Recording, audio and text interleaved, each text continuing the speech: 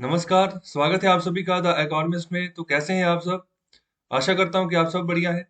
तो चलिए, आज के इस लेक्चर में हम बात करने जा रहे हैं झारखंड सरकार के बारे में, जो कि हरियाणा सरकार की ही तरह अपने यहाँ पर जो है ना, प्राइवेट सेक्टर्स में जॉब रिजर्वेशन का यहाँ पर एक बिल लाने वाली है। तो जल्द ही जो है, उस बिल को यहाँ पर उनकी जो असेंबली है, लेजिस्लेटिव असेंबली है, वहां पर पास कर दिया जाएगा। और इसी बात की अनाउंसमेंट जो है हाल ही में एक दो दिन पहले हुई है, तो जिसके बारे में हम अभी चर्चा करने जा रहे हैं कि क्या फायदा होगा इसका और इसका सही मायने में क्या इम्पैक्ट होगा हमारी इंडियन इकोनॉमी के ऊपर। क्योंकि एक के बाद एक राज्य सरकार जो है ना ऐसा फैसला ले रही है। तो अभी हाल ही में हरियाणा सरकार ने ऐसा फैसला लिया था, जिसमें उन्होंने एक ऑर्डिनेंस पास किया था अपनी हरियाणा असेंबली में। तो और उस ऑर्डिनेंस में लिखा हुआ था कि 75% तक की जो जॉब होगी पूरे हरियाणा में, वो लोकल्स के लिए जो है रिजर्व करनी होगी। तो खास तौर पे जो प्राइवेट सेक्टर्स है वहां पर, तो वहां पर भी एक स्लैब लगाया हुआ था 50,000 रुपए तक की जिसकी सैलरी है, या फिर उससे कम की जिसकी भी सैलरी है। तो उन सब के लिए यहाँ पर जो है 75% जो जॉब्स है किसी भी प्राइवेट कंपनी में उनको रिजर्व करना होगा। तो सिर्फ और सिर्फ हरियाणा का वासी ही जो है ना, वो जाकर जो है प्राइवेट सेक्टर्स में जॉब ले सकता है। तो अगर मैं हरियाणा की भी बात करूं, तो हरियाणा के भी जो दिल्ली का एनसीआर का आसपास वाला रीजन है, तो वही जो है ज्यादा पैमाने पर डेवलप्ड है। अगर हम कहें कि इंडस्ट्रीज के पॉइंट ऑफ व्यू से, सॉफ्टवेयर हब के पॉइंट ऑफ व्यू से, तो जैसे हम गुड़गांव की बात कर ले, फरीदाबाद की बात कर ले, ओके, तो ये कुछ गिने चुने ही शहर है। ओके, तो वहीं पर अच्छा खासा हब बना हुआ है।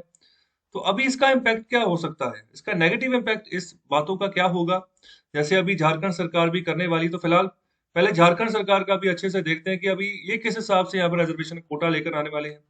तो चलिए लेक्चर की शुरुआत करते हैं। तो अभी झारखंड सरकार अपने यहाँ पर एक रिजर्वेशन कोटा लेकर आने वाली। तो ये भी 75% ही यहाँ पर रिजर्वेशन रखेंगे प्राइवेट सेक्टर जॉब्स के लिए फॉर लोकल्स। तो इसके चलते जो रिस्पांस देखने को मिला है जो इंडस्ट्रियल सर्कल्स में से, तो वो मिक्स्ड रिस्पांस है। किसी ने कहा ठीक है, किसी ने कहा नहीं ठीक है। ओके, तो इसी तरीके से यहाँ पर जो नोबल ऑब्जेक्टिव जो है ना, जो सरकार यहाँ पर जो ऑब्जेक्टिव अचीव करना चाह रही है, तो उसका मकसद ये है कि अनएम्प्लॉयमेंट को मैंने एड्रेस करना है, खासतौर पे जो मेरे लोकल जो झारखंड के वासी हैं उनके लिए। ओके, तो प्रायोरिटी हर कोई राज्य सरकार उसी को देगी ना, क्योंकि वोट बैंक सारा उन्हीं से चलेगा।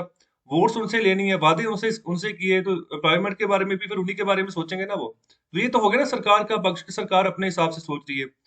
तो इससे यहाँ पर बहुत सारी प्रॉब्लम्स निकल कर आ सकती हैं इंडस्ट्रियल ग्रोथ में और इसके अलावा इन्वेस्टमेंट में। ओके, तो यहाँ पर अगर कोई ऐसा लॉ एनेक्ट किया जाता है जिसमें यहाँ पर अच्छे तरीके से जो स्टेट की वर्क फोर्सेस को अगर स्किल्ड ही नहीं किया गया सही तरीके से, और इस लॉ को इम्प्लीमेंट कर दिया गया, तो फिर नुकसान होगा। इंडस्ट्री की ग्रोथ रुक जाएगी और इन्वेस्टमेंट आनी भी बंद हो जाएगी उन क्षेत्र में, चाहे आप हरियाणा की बात कर लो, चाहे आप झारखंड की बात कर लो। तो अब ये कैसे, क्यों ग्रोथ रुक जाएगी, क्यों इन्वेस्टमेंट रुक जाएगी? तो देखो, बड़ी सिंपल सी बात यहाँ पर समझाई है। देखो, जब तक आपकी वर्कफोर्स अच्छी खासी स्किल्ड नहीं है, टैलेंटेड नहीं है, ओके, तो वो टैलेंटेड नहीं है, तो अगर आप लोकल के आसपास के दायरे में ही उसको बांध दोगे कि जितना भी पूल आपने रिक्रूट करना है अपनी कंपनी चलाने के लिए, किसी भी यहाँ पर प्राइवेट सेक्टर प्लेयर ने, तो उसको आप इस दायरे में बांध दो कि 75% जो है लोकल से ही आपने रिक्रूटमेंट करनी है। तो फिर एक तरीके का प्रेशर आ जाएगा उस रिक्रूटर के ऊपर, एम्प्लॉयर के ऊपर, कि वो ना चाहते हुए भी जो है ना, अगर कोई अनस्किल्ड पर्सन है जिसके पास अभी स्किल की बहुत कमी है, ओके, जो टैलेंटेड नहीं है, तो उसको भी रिक्रूट करना पड़ सकता है। ओके, तो ये चीजें हो सकती हैं। तो खुद से ही कंपनी वाले जो एम्प्लॉयर जो है वो सेटिस्फाइड नहीं होंगे, तो फिर बात कैसे बनेगी? ओके, तो अपनी तो सेटिस्फेक्शन वो पहले देखते हैं ना। तो ये बिल्कुल सीधी सी बात है। जैसे भारत की क्रिकेट टीम की चोन करनी है, तो हर एक राज्य में से रिजर्वेशन लगा दो कि सभी राज्य में से एक प्लेयर चुनना है। ओके, तो ये चीज नहीं देखी जाएगी कि टैलेंट है या नहीं है। हो सकता है किसी एक राज्य में से ही यहाँ पर दो प्लेयर निकल कर आ रहे हो जिनमें ज्यादा टैलेंट है। ओके, तो यहाँ पर किसी एक राज्य में से कोई भी ऐसा प्लेयर ना निकल कर आ रहा हो। तो ऐसे करके अगर टीम बना दी गई, तो फिर कैसी टीम बनेगी? तो क्या जो देश के लोग वो खुद सेटिस्फाइड होंगे? ओके, जैसे टीम की परफॉर्मेंस होगी, जहाँ जो सिलेक्टर्स होंगे वह क्या वो खुद सेटिस्फाइड होंगे? ओके, जब खुद की सेटिस्फेक्शन नहीं होगी, तो फिर दूसरा, जबरदस्ती अगर रिक्रूट करना शुरू कर देगा ना, तो फिर इसका रिजल्ट क्या निकलेगा? इसका इम्पैक्ट क्या होगा? इसका इम्पैक्ट ये होगा, फिर वही जो एम्प्लॉयर है ना, वो धीरे धीरे अपना जो जितना भी उसने कारोबार किसी राज्य में बसाया है ना, उसको पलायन करना शुरू कर देगा किसी और राज्य में, जहां पर उसको अच्छे खासे यहाँ पर अप्रोचेस मिल रही है, इंसेंटिव्स मिल रहे हैं, शूट्स मिल रहे हैं, तो उसको यहाँ पर जो है वो ऑक्युपाई कर जाएगा। और जो उसकी पेरेंट भूमि थी, जहां पर पिछले काफी सालों से वो रह रहा था, तो वहां से वो पलायन भी कर सकता है। अगर इन रूलिंग को सही नहीं किया गया। ओके, तो यहाँ पर ये बहुत इंपॉर्टेंट बात है कि स्किलिंग बहुत जरूरी है वर्कफोर्स की। अगर ऐसा खासा ऐसा कोई भी आपने जो वर्कफोर्स के रिगार्डिंग कोई कोटा लेकर आना है, रिजर्वेशन कोटा लेकर आना है, तो इसी के चलते इन्वेस्टमेंट बढ़ेगी। अगर टैलेंटेड पूल मिलेगा तो क्यों नहीं लोग जाएंगे। ओके, टैलेंटेड वर्कफोर्स मिलेगी तो लोग इन्वेस्ट करेंगे। ओके, तो वहां पर इंडस्ट्रियल ग्रोथ भी होगी। तो अगर नहीं मिलेगा तो इंडस्ट्रियल ग्रोथ धीमी हो जाएगी, लोग वहां से निकलना शुरू कर देंगे और फर्दर इन्वेस्टमेंट भी वहां पर नहीं आएगी। तो अभी जो झारखंड सरकार है, इन्होंने जब इलेक्शन हुए थे उस समय यहाँ पर पोल प्रॉमिस किया था कि जॉब्स को रिजर्व करेंगे झारखंड वासियों के लिए। तो यहाँ पर जिनकी सैलरी कम से कम 30,000 है या 30,000 से कम है महीने के हिसाब से, तो उनके लिए यहाँ पर प्लान है कि 75% जो है प्राइवेट सेक्टर जॉब को रिजर्व करना है लोकल के लिए। ओके, और इसी के रिगार्डिंग जो बिल है ना, वो जल्दी ही अपनी असेंबली में ये लाने वाले हैं। वो पास भी हो जाएगा क्योंकि अच्छी खासी यहाँ की जो जो नंबर है इनके पास, जो झारखंड सरकार है। तो झारखंड सरकार में ये जो मैंने फोटो लगाई है, जो थंबनेल है, तो वहां पर यही मुख्यमंत्री है झारखंड के। तो इनका नाम क्या है? ओके, तो इनकी ये कौन सी पार्टी से बिलोंग करते हैं? तो इनका नाम है हेमंत सोरेन। और जो इनकी पार्टी है तो उसका नाम क्या है? तो इनकी पार्टी का नाम है जेएमएम। ओके, झारखंड मुक्ति मोर्चा। तो पहले इनके जो फादर थे वो मुख्यमंत्री रहे हैं झारखंड के। ओके, तो उनका नाम था शिबू सोरेन। ये आदिवासी समुदाय से बिलोंग करते हैं। तो चलिए आगे बढ़ते हैं। तो अभी बीजेपी की जो सरकार है, हरियाणा गवर्नमेंट है, हालांकि ये कोalition गवर्नमेंट है, हरियाणा में चल रही बीजेपी की 40 सीट्स है यहाँ पर, टोटल 90 सीट्स का हाउस है या असेंबली है, जिसमें से 10 सीट्स जो है ना जेजेपी की है, जिसको यहाँ पर जो शरद चटाला की जो पार्टी है, तो उन दोनों ने मिलकर यहाँ पर सरकार बनाई हुई है।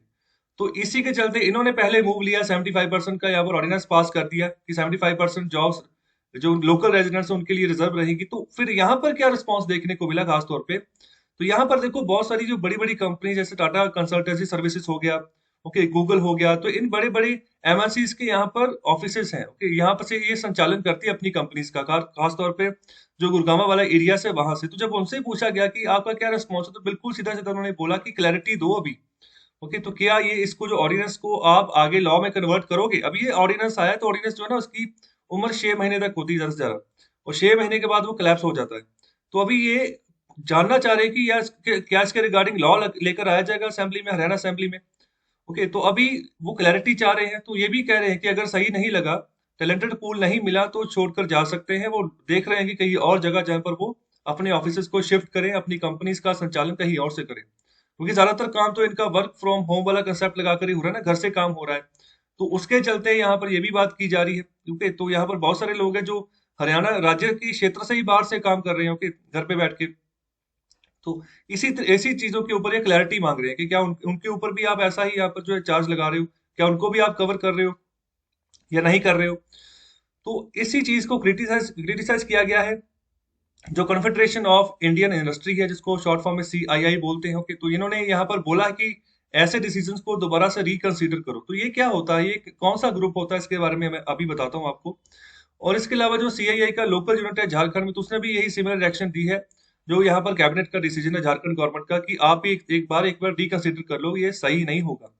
और इसके अलावा जो federation of Jharkhand chamber of commerce and industries है, ओके, ये झारखंड इकाई का यहाँ पर फिक्की का ऑफिस है। ओके, तो ये फिक्की का ही एफिलेटेड ऑफिस है। तो फिक्की बड़े पैमाने पर नेशनल लेवल की एजेंसी, तो ये क्या है इसके बारे में मैं आगे बात करता हूँ। तो इसने इसने यहाँ पर कहा है कि ऐसे लॉ, अगर झारखंड सरकार ऐसा लॉ लेकर आ रही है, तो उसको जल्दबाजी में एनेक्ट नहीं करना है। पहले एक बेस बना लो, पहले जो अपना टैलेंट जो है ना उसको एक्सप्लोर कर लो, कि जो लोकल्स हैं उनको इतना स्किल कर लो कि बाहर से फिर लोगों को लाने की जरूरत ना पड़े, और इंडस्ट्री जो है ना उसका भी काम चलता रहे, उसको टैलेंटेड पूल जो है वो मिलता रहे। तो चलिए अभी बात करते हैं कॉन्फेडरेशन ऑफ इंडियन इंडस्ट्री के बारे में। तो इसको कब बनाया गया था? इसको आजादी से पहले का इसका निर्माण हुआ है 1895 को, इसकी एस्टेब्लिशमेंट हुई थी। तो अभी 126 साल हो चुके हैं इसको बने हुए। तो इसका मेन मकसद क्या है? तो ये जो है ना, यहाँ पर एक तरीके का सस्टेन एनवायरनमेंट क्रिएट करती है हमारी इंडस्ट्रीज के लिए। ओके, तो यहाँ पर कैसे जो है भारत की डेवलपमेंट हो, तो भारत की डेवलपमेंट तभी होगी जब इंडस्ट्रीज अच्छे खासे तरीके से काम करेगी, वर्कफोर्स को जो है यहाँ पर जॉब मिलनी शुरू हो जाएगी, स्किल्ड वर्कफोर्स को हम यहाँ पर प्रोड्यूस करना शुरू कर देंगे। और साथ साथ ही ये जो है ना इंडस्ट्रीज को भी पार्टनर करके चलती है। ओके, साथ में जो गवर्नमेंट होती है, इसके अलावा जो सिविल सोसाइटी होती है, तो यहाँ पर क्या होता है, सबके साथ मिलकर चलती है तो एक तरीके से यहाँ पर एडवाइजरी और कंसल्टेटिव प्रोसेसेस होते हैं। ओके, सलाह मशवरा करते हैं सब सब बैठकर कि कैसे इंडस्ट्री को आगे लेकर जाया जाए, क्या क्या काम है जो हमें करने हैं। तो यहाँ पर सरकार भी बैठती है, यहाँ पर इंडस्ट्रीज के नुमाइंदे भी बैठते हैं, यहाँ पर सिविल सोसाइटी के नुमाइंदे भी बैठते हैं, और एक तरीके की यहाँ पर एडवाइजरी जो है ना बॉडी है कि एडवाइस देती है, सलाह देती है, कंसल्टेशन करती है कि क्या सही हो रहा है, क्या गलत हो रहा है। तो अभी देखो हमने जो झारखंड के रिगार्डिंग जो सीसीआई ने जो बात कही है, सीआईआई ने बात कही है, तो यही कही है कि अपने डिसीजन को एक बार दोबारा से रिकंसीडर कर लो। ओके, जो फिक्की है, फिक्की ने क्या कहा, फिक्की ने कहा कि इस लॉ को आप जल्दबाजी में एनेक्ट मत करना। ओके, जल्दबाजी मत करना। तो दोनों यहाँ पर संस्थाओं ने अपनी अपनी एडवाइस दी है। तो ये जो बॉडी है ये non governmental, not for profit body है। तो यहाँ से क्वेश्चन घुमाया जा सकता है अगर इसके रिगार्डिंग क्वेश्चन आया। जब भी यूपीएससी में क्वेश्चन पूछा जाएगा तो यहाँ पर स्टेटमेंट्स में ऐसी लाइंस लिखी होंगी, ओके, नॉन गवर्नमेंट या नॉट फॉर प्रॉफिट या फॉर प्रॉफिट। तो ये नॉन गवर्नमेंटल है और नॉट फॉर प्रॉफिट यहाँ पर काम करती है। इंडस्ट्री लेड, इंडस्ट्री के द्वारा यहाँ पर इसको चलाया जाता है। ओके, तो पूरी जितना भी इंडस्ट्रीज का ग्रुप है, तो यहाँ पर ना पूरी इंडस्ट्रीज के ग्रुप को ये सीआईआई ही जो है रिप्रेजेंट करता है, और इंडस्ट्री ही इसको यहाँ पर जो है मैनेज मैनेज करती है इसकी ऑर्गेनाइजेशन को। यहाँ पर 9100 से ज्यादा मेंबर्स हैं इसके, और यहाँ पर प्राइवेट और पब्लिक सेक्टर दोनों में से यहाँ पर इसके मेंबर्स हैं कि जो जितने भी 19100 बनते हैं। तो इसमें जो स्मॉल एंड मीडियम एंटरप्राइजेस वो भी शामिल है, जो मल्टीनेशनल कंपनीज है वो भी शामिल है, और यहाँ पर इनडायरेक्ट मेंबरशिप जो है ना 3 लाख एंटरप्राइजेस से ज्यादा की है। Okay, from 288 national and regional secretarial industry bodies. Okay, तो ये बाकी की जो बॉडीज है जो कि इसके साथ जो है लिंक्ड है, ओके, जो कि इनके थ्रू काम करती हैं। तो एक और बात जो इंपॉर्टेंट है, इसका थीम 2020-21 का थीम क्या था, तो ये इंपॉर्टेंट है, इससे भी क्वेश्चन निकल सकता है। तो इसका थीम था building India for a new world lives livelihood growth. Okay, ये इंपॉर्टेंट है, इसको ध्यान रखें। तो अभी बात करते हैं federation of Indian chamber of commerce and industries. तो इसको शॉर्ट फॉर्म में हम फिक्की भी बोलते हैं, ओके, या फिर FICCI भी इसको कह सकते हैं। तो यहाँ पे इसको एस्टेब्लिश किया गया था 1927 में। तो ये जो ना ये लार्जेस्ट और oldest apex business organisation, okay, तो बिजनेस के मामले में ये काम करती है। ओके, ध्यान रखिएगा, ये बिजनेस ऑर्गेनाइजेशन है। सीआईआई जो है वो यहाँ पर एक तरह की कंसल्टेटिव और एडवाइजरी जो है ना वो ऑर्गेनाइजेशन है, सलाह देती है। तो ये यहाँ पर बिजनेस ऑर्गेनाइजेशन किस तरीके से बिजनेस को एक्सपैंड करना है।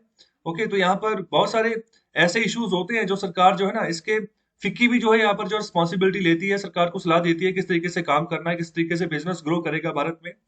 तो ये इसका जो हिस्ट्री है ना, तो यहाँ पर भारत का जो फ्रीडम स्ट्रगल है, ओके, जो स्ट्रगल ऑफ इंडिपेंडेंस, तो उसके साथ भी इसका काफी अच्छा खासा लेना देना है। तो उस समय भी स्वदेशी मूवमेंट हुए थे। ओके, तो उसके बाद में जो था काफी कुछ बदला। ओके, तो यहाँ पर ज्यादातर जो इंडस्ट्री थी भारत की, तो उसको इन्होंने रिप्रेजेंट किया FICCI ने। ओके, तो ये 1927 को स्टैब्लिश हुई थी। तो क्रोनोलॉजिकल ऑर्डर के तहत अगर कोई क्वेश्चन आता है तो इसमें भी आपको पता होना चाहिए कि कौन सी डेट को इसकी एस्टेब्लिशमेंट हुई थी। ओके, तो ये भी एक तरह की non government, not for profit organisation है।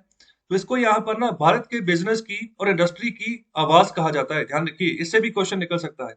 क्वेश्चन पूछा जा सकता है कि कौन सी यहाँ पर जो है ना, यहाँ पर लिस्ट लगी होगी, सीआईए भी लिखा होगा, वहां पर फिक्की भी लिखा होगा, और उसके अलावा और भी 2 ऑप्शंस आपको दे दी जाएंगी। तो उसमें से पूछा जाएगा कि भारत की जो बिजनेस है और जो इंडस्ट्री, उसकी आवाज किसको कहा जाता है। ओके, तो ये फिक्की को कहा जाता है, इसके बारे में भी ध्यान रखें।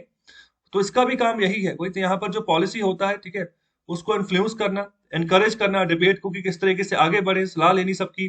पॉलिसी मेकर्स और सिविल सोसाइटी को भी यहाँ पर एंगेज करके चलते हैं, और यहाँ पर व्यूज लेते हैं सबके। इंडस्ट्रीज का भी जो कंसर्न होता है उनको भी सुना जाता है, फिर आगे जाके जो जो फैसला लेना होता है इंडस्ट्रीज के यहाँ पर रिगार्डिंग, उसको लिया जाता है। तो यहाँ पर जो मेंबर्स होते हैं वो भी इंडियन प्राइवेट और पब्लिक कॉर्पोरेट सेक्टर्स दोनों से निकल कर आते हैं।